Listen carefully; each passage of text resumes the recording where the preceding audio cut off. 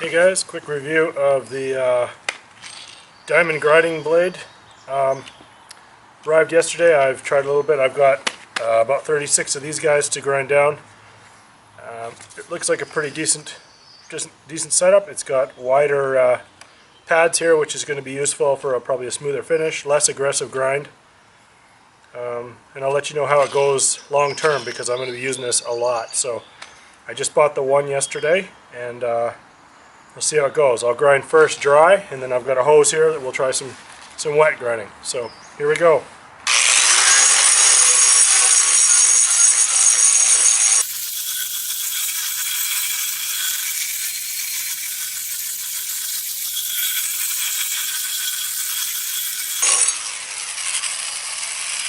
So pretty dusty.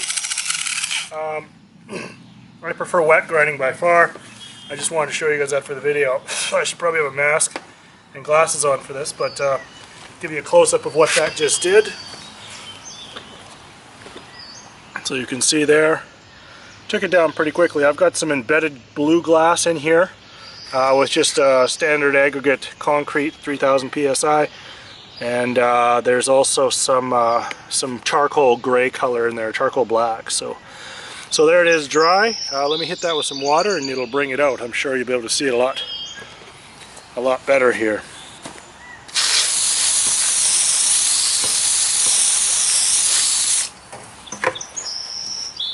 So there it is with some water on it.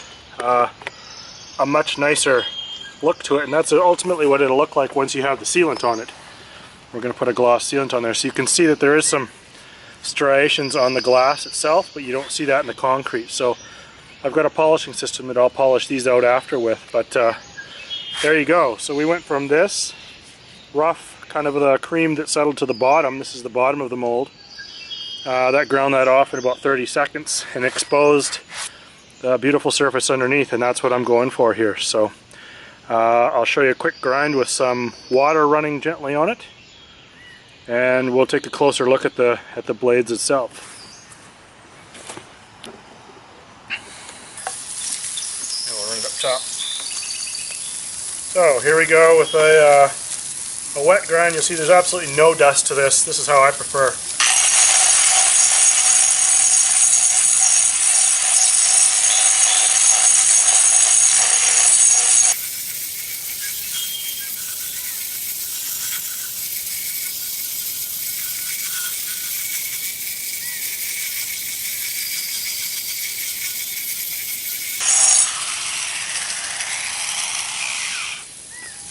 Give it a rinse here and I'll show you a quick close-up.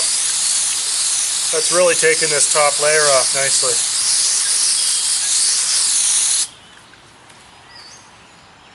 Yeah, that's beautiful.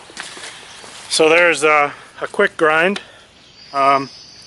This first section here, of course, was done dry, and then the last section I did was just this here, which was sanded or ground down wet. There's going to be a divot there because the glass obviously has a divot in it, but that's some nice texturing and it'll give grip. These are paving stones for a local client. So, at any rate, there you go. You can see it takes this cream off quickly, and you're left with your exposed aggregate, and in this case, the blue glass.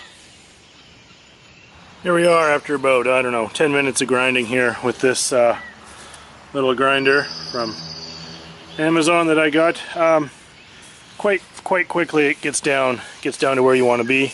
I've exposed sufficient glass there, and that's the look that we're going for, kind of the salt and pepper with the blue. Now you can see, I'll zoom in there, maybe you can see that there are some lines in that. So they're not as noticeable in the aggregate in the concrete, but certainly on the glass they're noticeable. And so like I said, I'll take a polishing system and polish those out, and that'll come out right away with some 80 grit diamond polish. So there you go. I highly recommend it. I'll let you know how the longevity of the blade is.